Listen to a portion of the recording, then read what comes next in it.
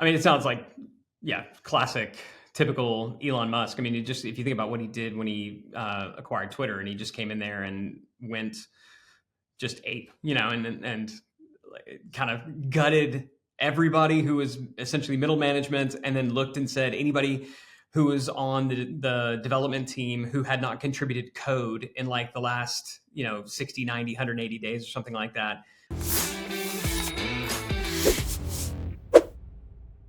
Hey, everybody. Welcome to another episode of the Business Lunch Podcast with your host, myself, Roland Frasier, and the inimitable but sometimes attempted it to be imitated Ryan Deiss. Ryan? Often imitated often imitated on social media channels, primarily by Bitcoin scammers. It's great. It's really good.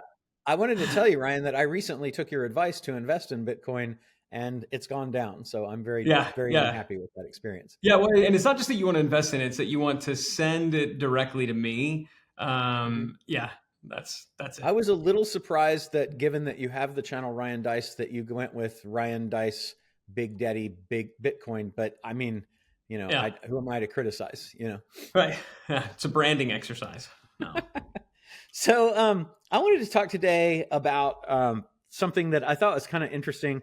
And it's a combination of things from Elon Musk. So Mark Andreessen recently said that Elon Musk solves all of Tesla's and SpaceX's biggest problems in a week, and then repeats that 52 times a year, which sounds like quite a feat. But then we have the pundits saying, this is a guy who built an AI center server center that should have taken 4 years to do, and he did it in 19 days. Who's talking about solving all of the challenges of government waste and efficiency and all kinds of other things, and is, in fairness, the richest person in the world, almost hitting that $500 billion mark, which is kind of crazy.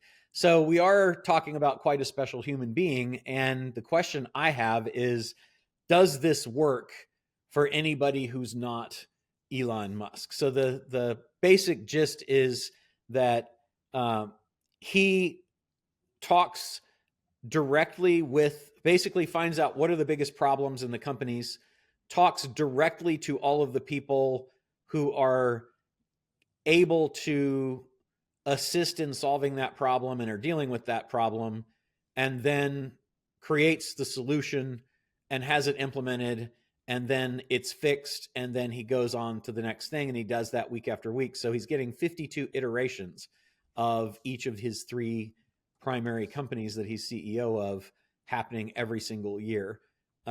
Is that, well, I guess I'll go with your thoughts.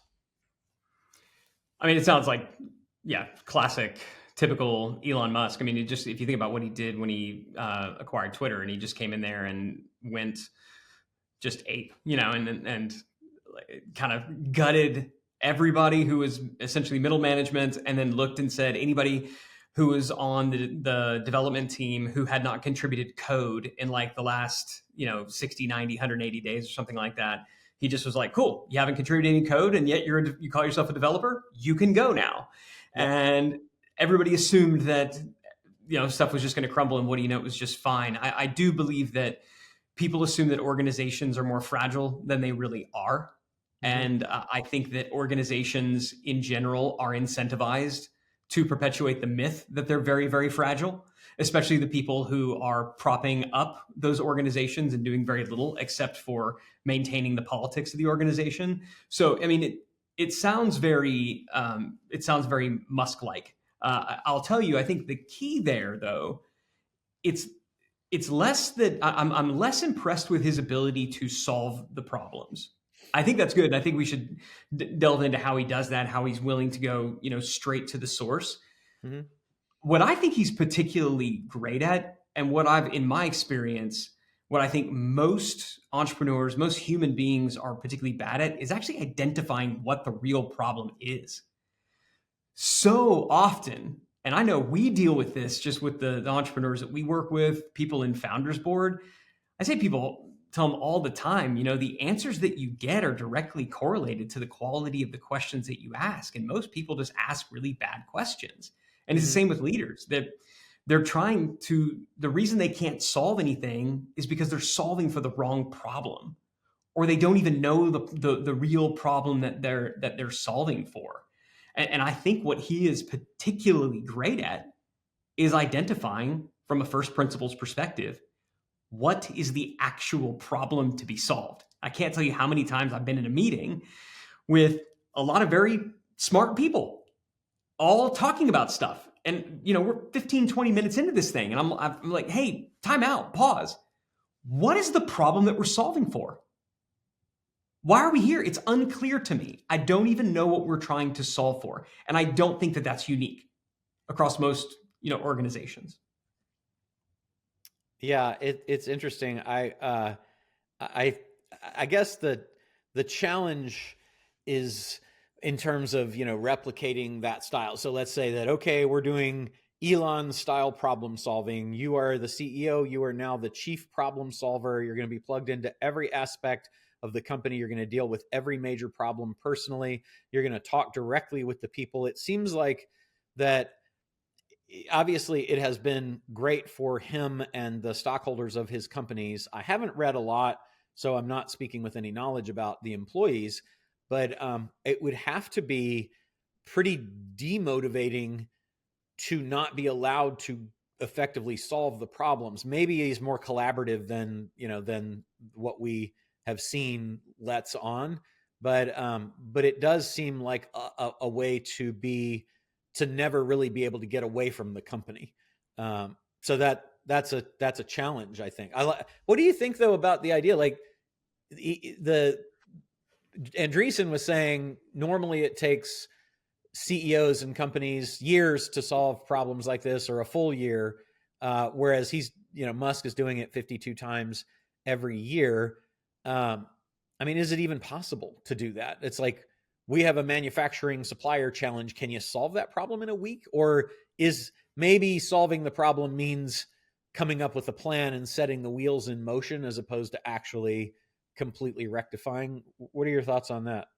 Well, I think if you're willing to go directly to the source, then it's far more possible than if you're trying to work through the supposed chain of command. And I think the issue in most organizations is leaders are more afraid of hurting people's feelings than they are with solving the actual problem.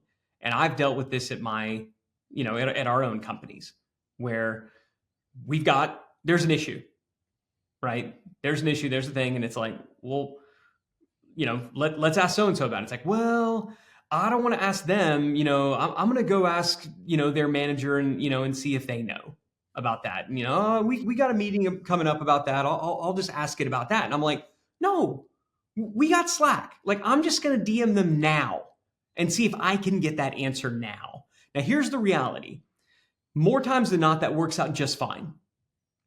And I get the answer.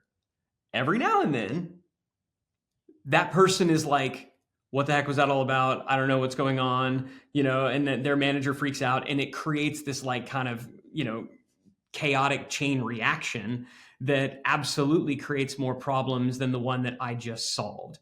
And it wouldn't surprise me if in the solving of the 52 problems or however many he solved, that he simultaneously created a lot of other problems as well, that he probably was less concerned about because it wasn't his job to solve those problems. Yeah, or right? they were less important than the one that he had elected to solve, right? He prioritized. Exactly. It just seems it's fairly disempowering. I also Grimes basically and Walter Isaacson, that wrote the big book on him, said that he has a demon mode, which I've heard before. And it said during these periods, which is not unlike what you heard about Steve Jobs as well, or a lot of other well-known get stuff done managers. It said during these periods, Musk is likely to unleash his rage on employees or order up a work surge. That's Isaacson saying that. And then Grimes said that despite the darkness associated with demon mode, it's also the mode where he gets shit done. So interesting, because I think that to get things done very often, you appear to be a demon, even if you're not. And if you're not walking on eggshells trying to keep everybody happy, you're just focused on nothing but solving the problem, you're going to have collateral people damage along the way. but maybe you're going to get the problem solved faster. And I guess it's a balance of what's more important, right? Yeah, and I do think that's kind of like meth, though. You know, you're gonna you're gonna get some stuff done. Um, you know, you go and you take a little bit of meth, you're gonna be really productive for a little while, but it doesn't scale well. And I think that if you have the cult of personality, and if you're frankly running companies as successful as Musk and Jobs, you can get away with it. You can get away with it. And I would just be very, very, very cautious for most business owners, especially small business owners, of thinking that you can take leadership cues from Elon Musk and Steve Jobs, right? You don't quite have the the cultural and organizational equity that they have to go in there, to go in demon mode, blow things up, and then walk in the following Tuesday and have everybody still ready, willing, and able to support you in the mission. You just probably don't. And so I don't know that you necessarily get to play that card, Well, or maybe you only get to play it once. a little extra context that Andreessen said that Musk identifies the biggest problem the company is having that week and fixes it. And then he does that 52 weeks in a row. So each of his companies has solved the 52 biggest problems that year in that year. So the biggest problem the week maybe that's different. Maybe it's, let's say that's we're paying too much for batteries, right? So the solution is let's build a factory. That's a long-term solution.